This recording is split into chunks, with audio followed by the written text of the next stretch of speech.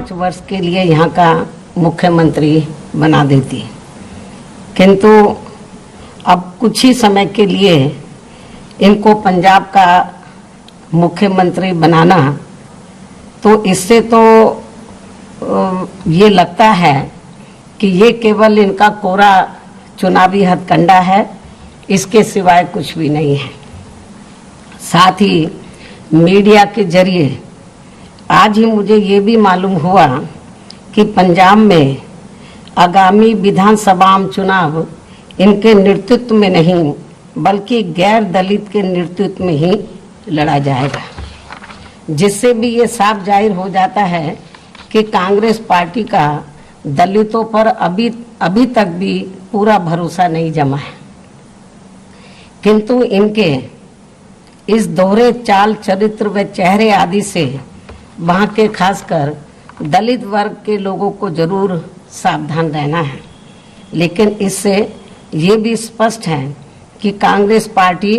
यहाँ अकाली दल व बीएसपी के बने गठबंधन से काफ़ी ज़्यादा घबराई हुई है, और मुझे ये पूरा भरोसा है कि पंजाब के दलित वर्ग के लोग भी इनके इस हथकंडे के बहकावे में कतई भी नहीं आने वाले हैं। वैसे तो सच्चाई ये है कि इनको व अन्य विरोधी पार्टियों को भी मुसीबत में ही या फिर मजबूरी में ही दलित वर्ग के लोग केवल इन्हें याद आते भी सर्वविदित है। जैसे आप लोग परम पूज्य बाबा साहब डॉक्टर अंबेडकर का ही उदाहरण लीजिए, तो यदि कांग्रेस पार्टी के पास जब अंग्रेज भारत को छोड़कर चले गए थे, हालांकि संविधान बनने की प्रक्रिया पहले ही शुरू हो गई थी, जब अंग्रेज रजाबंद हो गए थे कि हम भारत को आज़ाद कर देंगे, तो जब भारतीय संविधान को बनाने की बात आई तो उस समय यदि कांग्रेस पार्टी के पास पंडित जवाहरलाल नेहरू के पास एंड कंपनी के लोगों के पास यदि इनके पास बाबा साहब डॉक्टर अंबेडकर से, बाबा साहब डॉक्टर भीमराव अंबेडकर से ज़्यादा काबिल आदमी होता, तो ये किसी भी कीमत पर बाबा साहब डॉक्टर अंबेडकर को भारतीय संविधान को बनाने में उसमें शामिल उनको नहीं करते।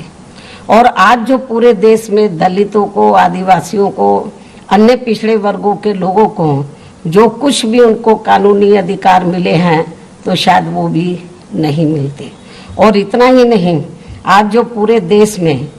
तो धार्मिक अल्पसंख्यक समाज में से खासकर मुस्लिम समाज के लोग जो थोड़े घने सुरक्षित हैं, तो शायद ये भी नहीं होते, क्योंकि बाबा साहब डॉक्टर अंबेडकर ने इस देश का संविधान किसी जाति और धर्म के आधार पर नहीं बल्कि धर्मनिरपेक्षता के आधार पर ही बनाया था।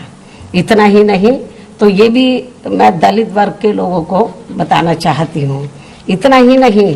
बल्कि ठीक इसी प्रकार यूपी विधानसभा के आम चुनाव होने से कुछ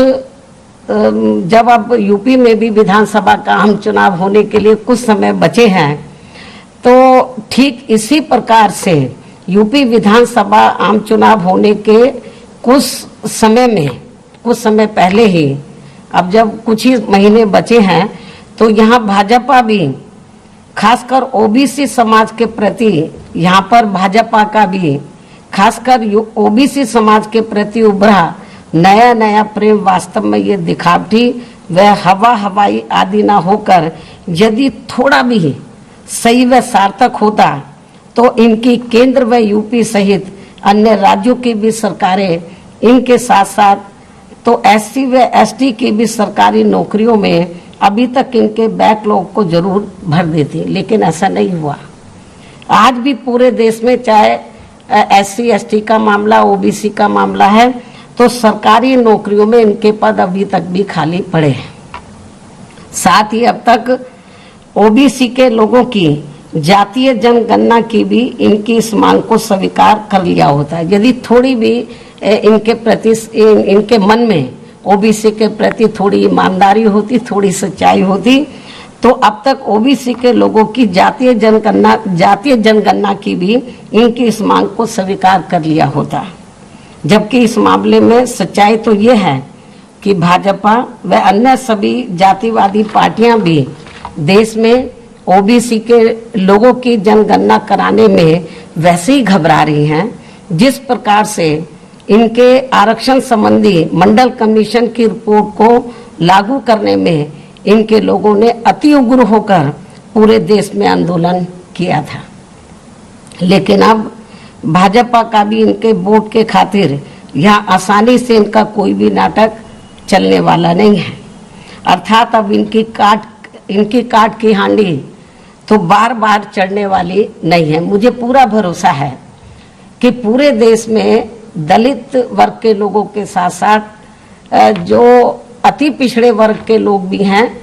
तो वो ना कांग्रेस के बहकावे में आने वाले, ना बीजेपी, ना अन्य किसी और पार्टी के, क्योंकि इनको ये बात अच्छी प्रकार से मालूम जो कुछ भी मिला है तो वो परम पूज्य बाबा साहब डॉक्टर भीमराव अंबेडकर के प्रयासों से ही मिला है। तो आज जो भी कुछ इनको थोड़ा घना ये जो जातिवादी पार्टी है, चाहे कांग्रेस है, चाहे बीजेपी है या अन्य जो भी जातिवादी पार्टियां हैं, आज जो कुछ भी थोड़ा घना इनको दे रही है, केवल वो अपने स्वार्थ में, अपने वोट के खातिर, ना कि इनके समाज के लोगों को अपने पैरों पर खड़ा करने के लिए दे रही है। तो इसलिए मुझे पूरा भरोसा है, चाहे यूपी में दलित व अति पिछड़े वर्ग के लोग हैं, चाहे पंजाब में या देश के अन्य किसी भी राज्य में, ये लोग अब जल्दी से इनके बहकावे में आने वाले नहीं हैं। तो ये भी मैं आज मीडिया के माध्यम से इन पार्टियों को बताना चाहती हूँ। तो इन्हीं कुछ जरूरी बातों के साथ ही अब मैं अपनी बात यहीं समाप्त करती हूँ। धन्यवाद।